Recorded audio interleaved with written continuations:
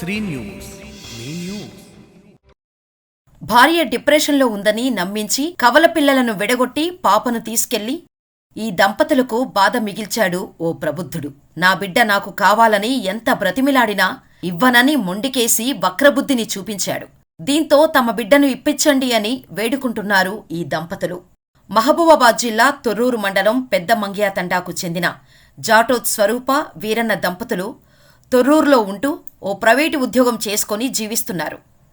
జనవరి 17, 2020లో తొర్రూరులోని అమ్మ super speciality private ఆస్పత్రిలో స్వరూప 2 ఆడ కవల పిల్లలకు జన్మనిచ్చింది.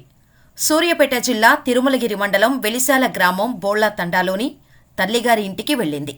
వెలిశాలకు చెందిన బెల్లంకొండ స్వప్న, నరేష్ దంపతులకు జన్మించిన పాప నెల తిరగకముందే అనారోగ్యంతో మృతి చెందటంతో స్వప్న డిప్రెషన్లో ఉందని భర్త నరేష్ మరో మధ్య వ్యక్తితో వచ్చి, మీకు 2 పాపలు ఉన్నారు కదా, ఒక పాపను తీసుకెళ్లి కొద్ది రోజుల తర్వాత తిరిగి ఇస్తానని నమ్మించి తీసుకెళ్లారు.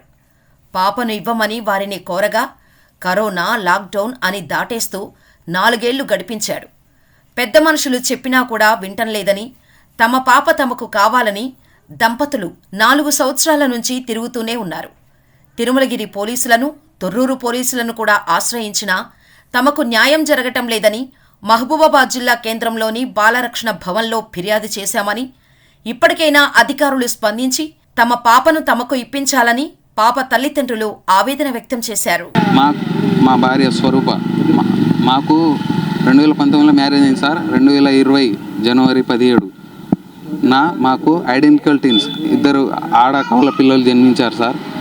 వారం తర్వాత మేము డిశ్చార్జ్ అయ్యి నేను ఉద్యోగం రీత్యా మా ఇంటికాడ మా భార్యను మా ఇంటికాడ డిశ్చార్జ్ చేసి నేను హైదరాబాద్ వెళ్ళడం జరిగింది. తర్వాత ఒక 2 మంత్స్ తర్వాత లాక్డౌన్ పడ్డది. ఒక 10 డేస్ తర్వాత మా ఇంటికాడ నుంచి 10 డేస్ తర్వాత వాళ్ళ తల్లిదండ్రుల ఇంటికి వెళ్ళడం జరిగింది. వాళ్ళ వెలిశాల పక్కన కొడకంలో అతను వేరే వ్యక్తి ద్వారా ఇన్ఫర్మేషన్ తీసుకొని వాళ్ళకి ఆల్రెడీ ఒక పాప జన్మించి 1 మంత్ తర్వాత చనిపోయిందంట. అయితే మా భార్య ఇట్లా మానసికంగా కొంచెం డిప్రెషన్లో ఉంది. అప్పుడు వరకు క్యూర్ కావడానికి అప్పుడు మీకు 2 పాపలంటగా ఒక పాపను ఇవ్వండి, ఒక 1 మంత్ తర్వాత ఇచ్చేస్తాను అని చెప్పి తీసుకెళ్ళడం జరిగింది సార్. అప్పుడు ఆ టైంలోనే కరోనా లాక్డౌన్ పడ్డది. ఆ లాక్డౌన్ వల్ల వాళ్ళ ఇంటికి వెళ్ళడం కానీ వాళ్ళు మా ఇంటికి రావడం కానీ ఏం జరగలేదు 1 ఇయర్ దాకా.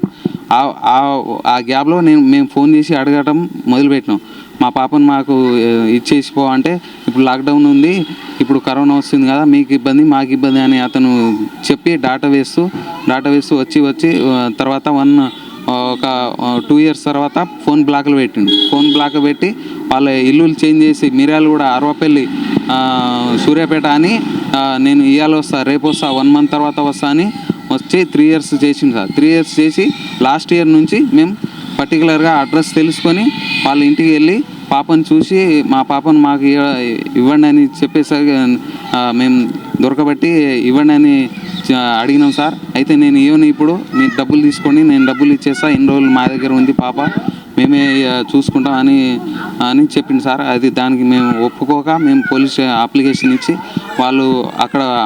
వాళ్ళు పోలీసులు పిలిపించి పాపని ఇచ్చేయండి అని చెప్పేసరికి నేను ఇచ్చేస్తా అని రాతపూర్వకంగా రాసి ఇచ్చింది సార్.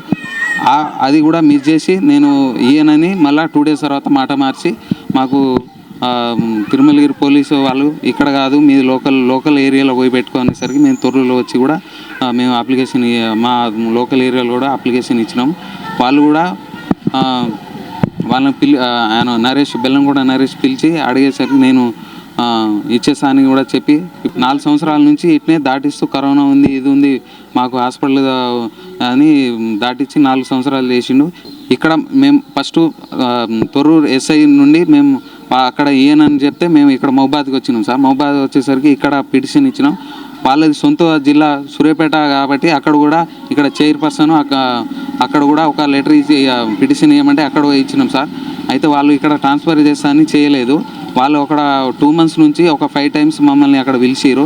వాళ్ళు అక్కడ చేస్తాం మీకే చేస్తామని చెప్పి మాకు ఫైనల్ నిన్న చేస్తామని చెప్పి మళ్ళీ వాయిదా పెట్టేసరికి మేము రిటర్న్ వచ్చి మహబాద్ వాళ్ళకు మేము రిటర్న్ అడిగే వాళ్ళకు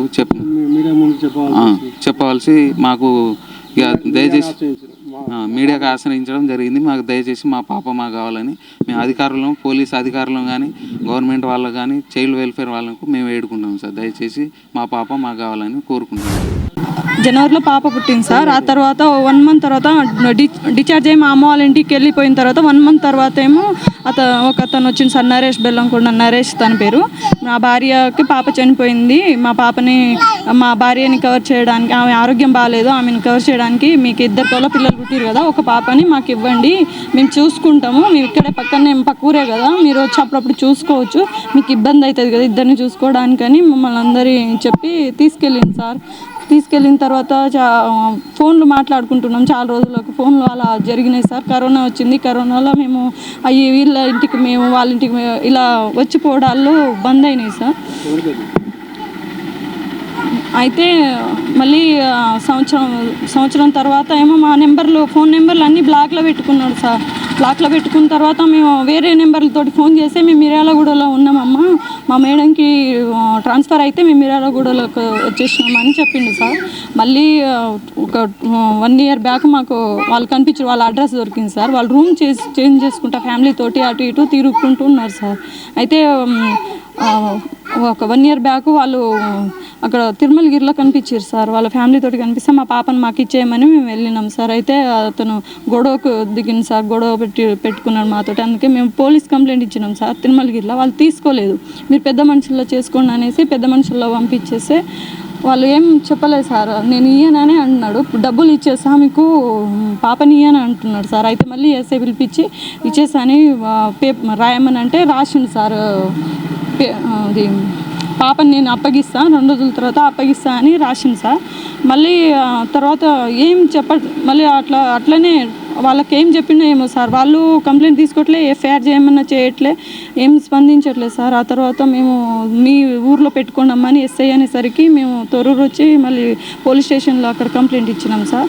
అక్కడ కంప్లైంట్ ఇస్తే వాళ్ళు కూడా పెద్ద మనుషులలో కూర్చోబెట్టారు. 2-3 times డబ్బులు ఇచ్చేస్తా, 20 లక్షలు ఇచ్చేస్తా కానీ పాపని ఇవ్వను, నా దగ్గరే ఉన్నాను, మేము ఇన్ని రోజులు పెంచినాం అని ఇది చెప్తున్నాడు సార్.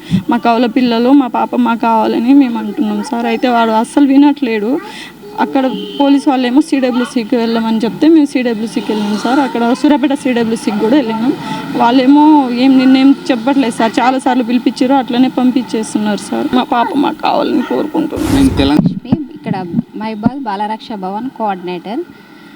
రీసెంట్గా బయాలజికల్ పేరెంట్స్ తొర్రూరు నుండి మా దగ్గరికి రావడం జరిగింది. 4 years బ్యాక్ వాళ్ళకి 2 ట్విన్స్ బేబీస్ పుడితే అందులో ఒకరిని వేరే వాళ్ళకు ఇవ్వడం జరిగింది. ఇప్పుడేమో మా పాప మాకు కావాలి, న్యాయం చేయండి అని చెప్పేసి మా దగ్గరికి రావడం జరిగింది. మేము వెంటనే మా చైల్డ్ వెల్ఫేర్ కమిటీ దృష్టికి తీసుకెళ్ళి మేము చైల్డ్ వెల్ఫేర్ కమిటీ దగ్గరికి వెళ్ళి కేసు మొత్తం డీటెయిల్స్ మా సిబ్బంది కూడా పూర్తి డీటెయిల్స్ ఎక్స్ప్లెయిన్ చేయడం జరిగింది. అయితే అది ఇప్పుడు సూర్యాపేట పరిధిలో జరిగింది కాబట్టి చైల్డ్ వెల్ఫేర్ కమిటీ సూర్యాపేట సిడబ్ల్యూసీకి ప్రస్తుతం పూర్తి విచారణ, అంటే ఆ కేసుకు సంబంధించిన పూర్తి విచారణ నివేదిక సబ్మిట్ చేయమని చెప్పేసి లెటర్ కూడా మా సిడబ్ల్యూసీ ఇవ్వడం జరిగింది.